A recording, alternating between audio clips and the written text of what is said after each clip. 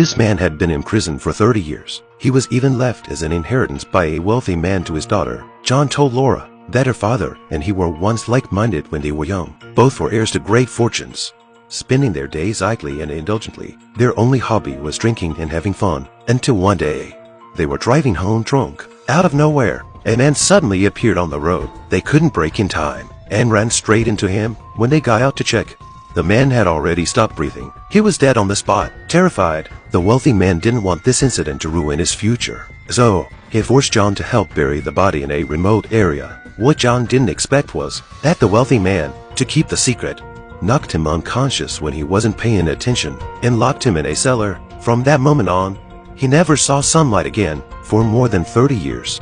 He lived a life worse than death. He had begged the wealthy man to kill him, but the man refused to take his life, fearing that releasing him might lead to him going to the police. And so, the days dragged on, until Laura arrived. Laura was puzzled. Hadn't anyone looked for John all these years?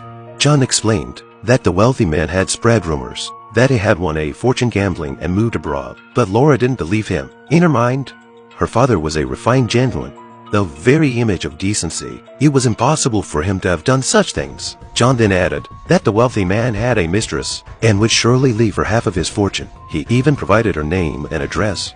Furious, Laura stormed out of the cellar. She immediately drove to the mistress' house. The woman openly admitted to receiving the wealthy man's inheritance. It seemed that everything John said was true. The perfect image of her father in Laura's heart completely crumbled. Laura sought out her lawyer and questioned why her father's distribution of his estate had been hidden from her. The lawyer explained that everything was arranged by her father, and he had signed a confidentiality agreement, but he hinted that many things were not as simple as they seemed, and urged her to trust him. Laura couldn't press further and returned to John for more answers. She once again entered the cellar and asked John why he knew so much about her father. John revealed that the wealthy man had used him as a confessional. On his deathbed, he told John everything. John begged Laura to release him, but Laura decided she wanted to see the burial site of the body herself. She unlocked John's chains and told him to lead the way.